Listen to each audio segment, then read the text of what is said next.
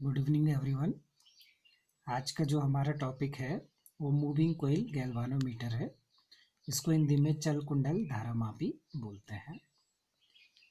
The moving coil galvanometer was discovered by Kelvin. किसने खोज की इसकी? कैल्विन ने की। And later on modified by D'Arsonval ने की। तो इसको मॉडिफाइड किसने किया? डी आर्सो नेवल ने किया। अब this is used for detection and measurement of small electric current. ये क्या है? किसी सर्किट में करंट की पहचान करने के लिए, अर्थात करंट फ्लो हो रहा है कि नहीं हो रहा है, फ्लो हो रहा है तो किस डायरेक्शन में हो रहा है, और नहीं हो रहा है तो मतलब फ्लो हो रहा है तो किस डायरेक्शन में हो रहा है। And measurement of small electric current, और बहुत कम अमाउंट की जो करंट होती है तो उसको मेजर करने के काम आता है। अब मेन है इसका प्रिंसिपल क्या है।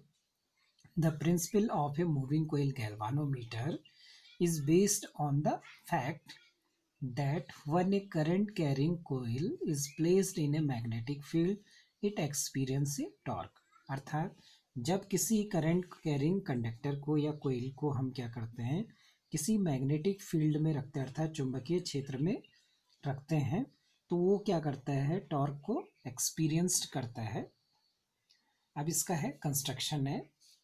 इसका कंस्ट्रक्शन ये है कि सबसे पहले देखिए कि इसमें एक रेक्टेंगुलर है, अर्थात आयताकार क्या है? कोइल है। ठीक है, जो किसकी बनी है? सॉफ्ट आयरन की। किसकी है? सॉफ्ट आयरन की। और इसके अंदर ये किसके बाहर है, मतलब क्या किसके फ्रेम में है? या तो ये आइवरी अर्थात इस्पात की हो सकती है या बैम्बू की हो सकती है। ये नॉन कंडक्टिंग मटेरियल ये अंदर वाला है, जो मैं इसको ये नॉन कंडक्टिंग मटेरियल है, उसके चारों ओर किसका है? सॉफ्ट आयरन की क्या है? कोइल है। अब इस जो सॉफ्ट आयरन की कोइल है, इसको किसके बीच में रखा हुआ है? ये दो मैग्नेट हैं, इनके बीच में रखा है। और ये किसकी सहायता से रखा हुआ है? ये फॉस्फर ब्रांच वायर है। और फॉस्फर ब्रांच वायर के बीच में क्या लगा है? एक मिरर लगा हुआ है। ठीक है, अब इसको हमने किसी पॉइंट से इसको क्या कर दिया? टाइटली फिक्स कर दिया। जो इसका सेकंड, एक तो ये आ रहा है, जो ये जो लास्ट वाला पार्ट है, इसको हमने किसके द्वारा? T2 टर्मिनल से क्या कर दिया? कनेक्ट कर दिया। तो इसमें आपने देखा कि क्या है? एक रेक्टेंगुलर कोइल है जिसको हम PQRS बोलते हैं। ठीक है, ये किसकी है? सॉफ्ट आयरन की है। और इसको क्या है? एक फ्रेम के ऊपर रखा हुआ है, जो फ्रेम किसका बना हुआ है? या तो आइवरी का हो सकता है या तो बैम्बू का हो सकता है। अब इस कोयल को सस्पेंड किया है, अर्थात लटकाया गया है bye means of phosphor branch wire. ठीक है, फॉस्फर ब्रांच वायर के सहायता से हमने क्या किया है इसको, क्योंकि इसकी इलास्टिसिटी क्या होती है? बहुत अच्छी होती है, इसलिए हमने इसका यूज़ किया है। और इसको क्या है? मैग्नेट के दोनों पोल के कहाँ रख रखा है? बीच में रख रखा है। अब आप एक चीज़ और देख रहे होंगे, the poles of a magnet are curve. ये जो ये है, ये कैसे बना रखे? कर्व में है। ठीक है, इसको कर्व बनाने का एक रीज़न है कि ताकि क्या हो, यदि ये कर्व में रहेंगे तो to make the field radial, जिससे फील्ड चुंबक जो मैग्नेटिक फील्ड हो क्या हो? रेडियल। रेडियल की कंडीशन होती है थीटा इक्वल टू क्या होना चाहिए? Sine theta equal to tan theta, अर्थात साइन थीटा इक्वल टू क्या होता है? थीटा होता है। तो उस कंडीशन को हम क्या बोलते हैं? Radial condition. तो इसीलिए इसमें क्या कर रखा है हमने? कर्व ले रखा है ये आगे। तो कर्व क्यों बनाया? ताकि जो फील्ड मिले, मैग्नेटिक फील्ड मिले, वो कैसे रहे? रेडियल रहे। द लोअर एंड ऑफ ए कोयल, ये जो नीचे वाला है वो किससे अटैच किया है? इसको हमने एक ये फॉस्फर ब्रांच का ही है, और इसको हमने किसी स्प्रिंग से क्या कर दिया? कनेक्ट करके किसी टर्मिनल T2 पे जोड़ दिया। इधर T1 है, इधर क्या है? T2 है।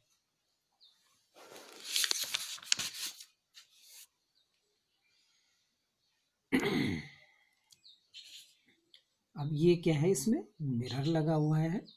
अब इसकी थ्योरी है कि कैसे ये काम करता है। तो देखिए, जैसे इसमें क्या है? करंट फ्लो होता है, तो आप जानते हैं जो करंट कैरिंग जो कंडक्टर होता है वो क्या करता है, एक मैग्नेटिक फील्ड क्या करता है, एक्सपीरियंस करता है, ठीक है, और मैग्नेटिक फील्ड के कारण एक टॉर्क लगता है। ये जो प्रिंसिपल है ये, तो सपोज इसमें कितने फेरे हैं, एन फेरे हैं, इसका एरिया कितना है, ए है, ठीक है। तो तब इस पे क्या लगेगा, टॉर्क लगेगा, क्योंकि आपने देखा कि जब कोई करंट कैरिंग जो कोइल होती है उसको मैग्नेटिक फील्ड में रखते हैं तो ये क्या करता है, टॉर्क को एक्सपीरियंस्ड करता है। और उस टॉर्क की वैल्यू मैंने इसको बताया आपको प्रीवियस वीडियो में।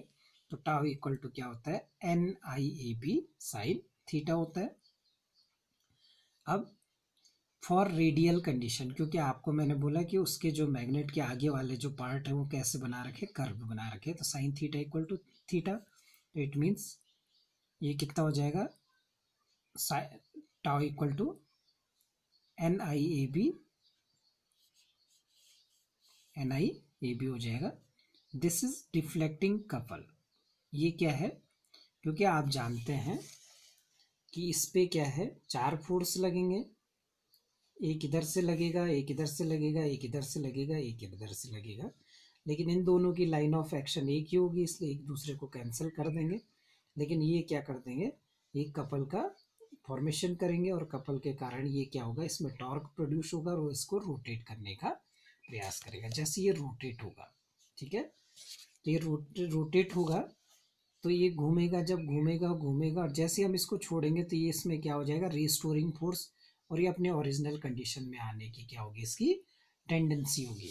तो एक तो क्या है, ये डिफ्लेक्टिंग, तो ये है जो मुड़ा रहा है, फिर now restoring couple, tau equal to क्या होता है, C इंटू थीटा होता है, वेयर थीटा इज ट्विस्ट, और जो घूम रहा है तो उसमें क्या होगा, ट्विस्ट आएगा, ठीक है।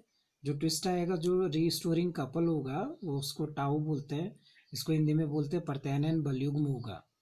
ये तो बलागुण था, ये क्या था, ये बलागुण था, और ये क्या है, प्रत्यानयन बलयुग्म है। प्रत्यानयन बलयुग्म या रिस्टोरिंग जो कपल होता है वो किसी भी चीज़ को ओरिजिनल कंडीशन में लाने का क्या करता है, उसकी टेंडेंसी होती है।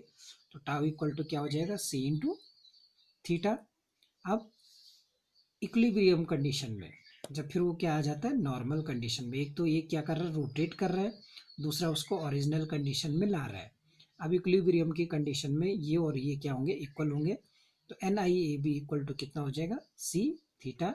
It means theta is directly proportional to I। और यही तो हमें क्या है, जो उसका प्रिंसिपल था, जो उसमें डिफ्लेक्शन हो रहा है, जो उसमें टॉर्क लग रहा है, तो उसमें करंट जो प्रवाहित होती है उसके प्रोपोर्शनल होता है, अर्थात deflection produced in the galvanometer is directly proportional to the current. तो ये किसके प्रोपोर्शनल होता है, करंट के होता है। अब इसमें हम दो चीज़ें निकालते हैं, एक करंट सेंसिटिविटी ऑफ गैल्वानोमीटर। अब करंट सेंसिटिविटी क्या होता है, इसको IS से, अर्थात करंट सेंसिटिविटी से ये है, तो थीटा अपॉन आई, तो यहाँ से देखिए थीटा अपॉन आई, तो ये यहाँ चला जाएगा, तो C कहाँ आ जाएगा, नीचे, तो NAB अपॉन कितना आ जाएगा, C, और इसकी यूनिट क्या होती है, रेडियन पर एम्पियर, या इसको डिफ्लेक्शन पर एम्पियर बोल सकते हैं, where C is the restoring couple per unit twist, जो ट्विस्ट है वो है, ठीक है।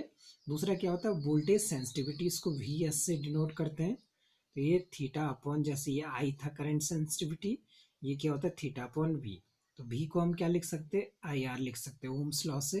अब थीटा अपॉन I की वैल्यू हमें यहाँ से पता है, तो NAB अपॉन C रख देंगे, और ये क्या है, R, तो ये क्या है, वोल्टेज सेंसिटिविटी है।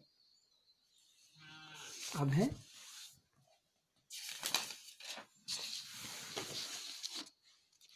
अब कंडीशंस फॉर सेंसिटिव गैल्वानोमीटर की क्या कंडीशन होती है, galvanometer is said to be more sensitive it if it is shows a large deflection even for a small value of current। इसका मतलब यदि हम थोड़ी सी करंट उसमें फ्लो करते हैं तो उसमें डिफ्लेक्शन यदि ज़्यादा आता है तो हम क्या बोलेंगे, गैल्वानोमीटर क्या है, सेंसिटिव है। We know that theta equal to, हमने यहाँ से देखा थीटा इक्वल टू, जो अभी हमने देखा थीटा इक्वल टू कितना था, थीटा ये है, theta upon I equal to NAB upon C, यानी theta equal to NABI upon C, ठीक है। It means for a given value of I, theta will be large if theta की value large कब होगी, जब सी की वैल्यू क्या होगी, ज़्यादा, और सी की वैल्यू कम होगी, और एन ए बी की वैल्यू क्या होगी, ज़्यादा होगी। तो थीटा की वैल्यू भी क्या होगी, ज़्यादा होगी। ठीक है, तो ये था आपका मूविंग कोइल गैल्वानोमीटर। इसका यूज़ किसके लिए करते हैं हम एक तो इसका यूज़ करते हैं कि करंट को डिटेक्ट करने के लिए, और दूसरा क्या है, उसमें डिफ्लेक्शन मेजर करने के लिए इसका यूज़ किया जाता है। Thank you.